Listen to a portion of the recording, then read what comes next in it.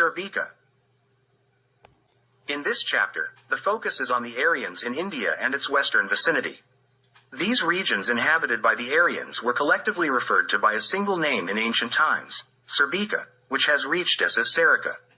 It is likely that this name emerged immediately after Nino's campaign and the first Aryan conquest of the northwestern part of India. To distinguish these regions, occupied by Serbian tribes, from the surrounding lands, they were called by the name of the people who had occupied them. Ammianus Marcellinus states that Serbica was one of the 20 great satrapies in the Persian Empire, 148 AD. By great satrapy, Marcellinus refers to a province, as the Persian Empire had 20 provinces, and each province consisted of several satrapies. This proves that Serbica occupied a significant space at that time, as it constituted a single province itself. Ammianus enumerates 10 tribes of Serbica and mentions its 4 largest cities, Asmira, Essidan, Aspirata, and Sera Metropolis. It surprises us that Ammianus does not encompass all Aryans in the far eastern Aryan region, as he states in the same place that, north of Sera live the Aryans, exposed to the northern wind Boreas. Through their land flows the navigable river Arias, forming a lake of the same name. This lake is now called the Aral Sea, and the river is the Amu Darya. This river is mentioned by Greek writers as the Oxus. Some believe that Serbica in the north also included Little Bukhara and that Sera Metropolis is the contemporary Seir Kol on the river of the same name, which flows from Lake Karakol and empties into Yarkand. At the foothills of the Himalayas, there are cities with names reminiscent of Serbs, such as Srinagar, Saramapur, and Sirhind. On the Sirdario River, there was a Serbian settlement, Sirhind, from where silkworms were brought to Europe from the city of Serinda during the time of the Roman Emperor Justinian. Most of these names have their origins in the Serbian name. Pomponius Mela says, according to what they say, the first peoples encountered in Asia, coming from the east, are the Indi, then the Seras, and finally the Scythians. The Seras occupy almost the central part on that side. 155. Greek and Roman writers were unaware of China, and for them, the Indians were the easternmost people. This is quite strange because the Serbs from Serbica extensively traded with the Chinese and, in addition to their own silk, exported Chinese silk to Europe. Mela accurately determined the position of Serbica, between the Indi and the Scythians. Serbica did not extend east of the Indus River Valley, except in the northern regions of India, and to the west, it bordered Persia. To the north, it reached the Aral Sea, and to the south, it extended to the Indian Ocean. The western coast of India, from the mouth of the Indus River to the Indian Cape in the ocean, was inhabited, at least partially, if not entirely, by the Aryans. Present-day Sri Lanka, formerly known as Shailen, belonged to Serbica, and the name Shailen originated from the Serbian name. The Greeks referred to Shailen as Taprobane, a name derived from a legend in which Sinhala, the son of Vijaya. This name implies the concept of victory, conquered the island in 543 BCE, taking with him 6 companions. Upon landing on the island, they touched the red soil with their hands, and their hands turned red as a result. In the Pali language, Tamba Pani means red hands, referring to the red palms of the island.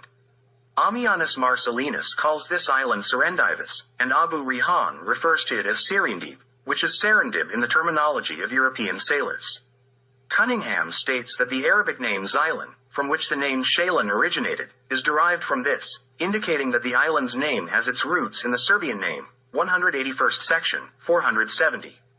This implies that the name of this island originated from the Serbian language.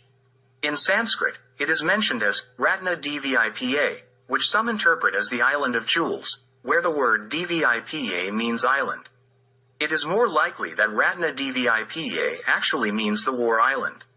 It is also mentioned as Sinhalavipa in Sanskrit, and in Pali, it takes the form of Sahala Dipa.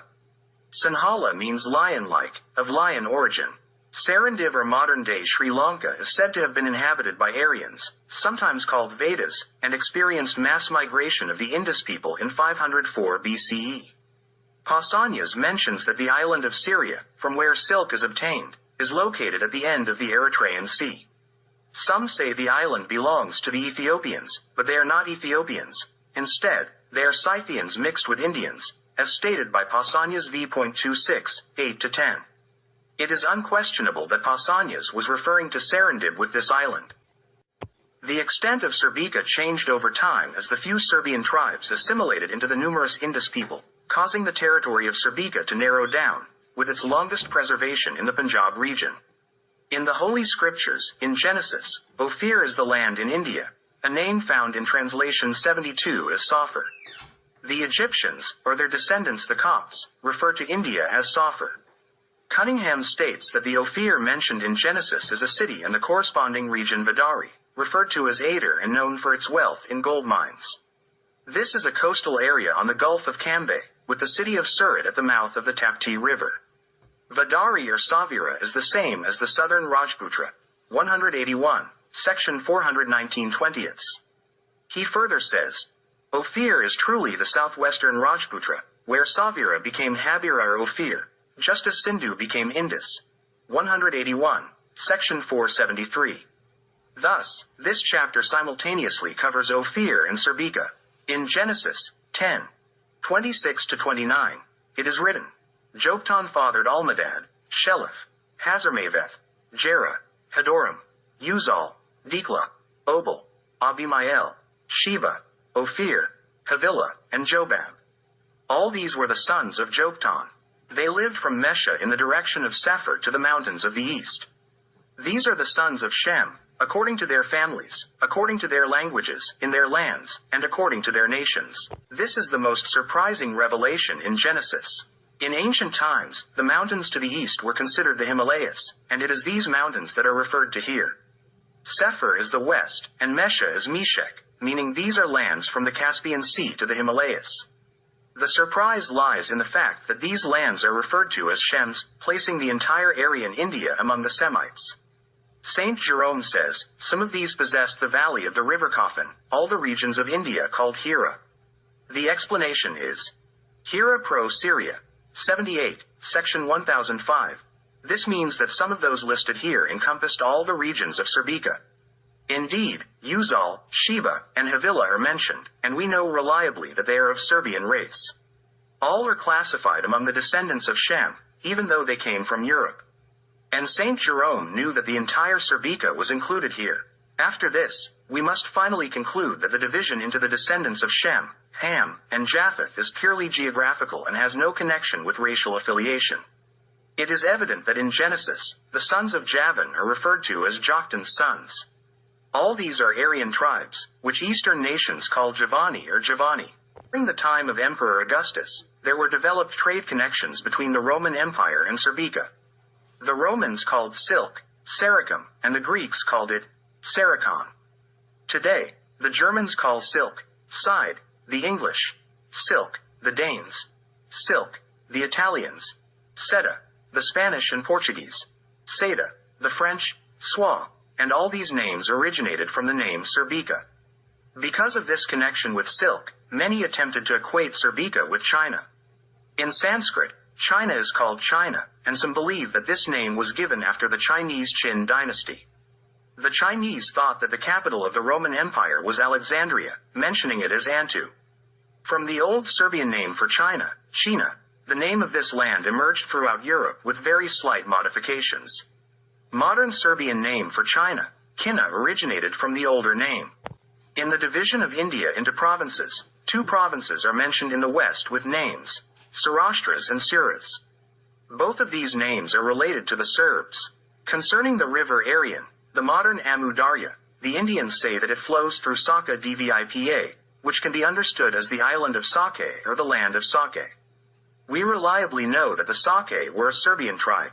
We have already mentioned the Serbs in 2 places in India, during the conquest of Alexander the Great, so now let's say something more about them.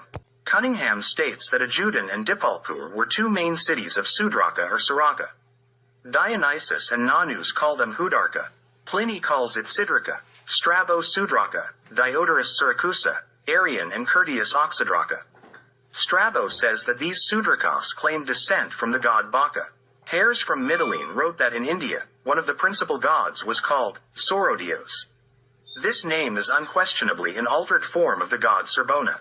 In the writings of ancient authors, Sudraka, Sibi or Sobi, and Kadi are identified. Where Arian places Kadi, Curtius places Sobi, Diodorus places Ibe, and Strabo places Sibi. Cunningham says that this stems from the fact that Sora and Sudraka were considered the same tribe. He argues that the former belonged to the Sophites who ruled over the Salt Range Mountains, above the confluence of the rivers Hydaspes and Assizines.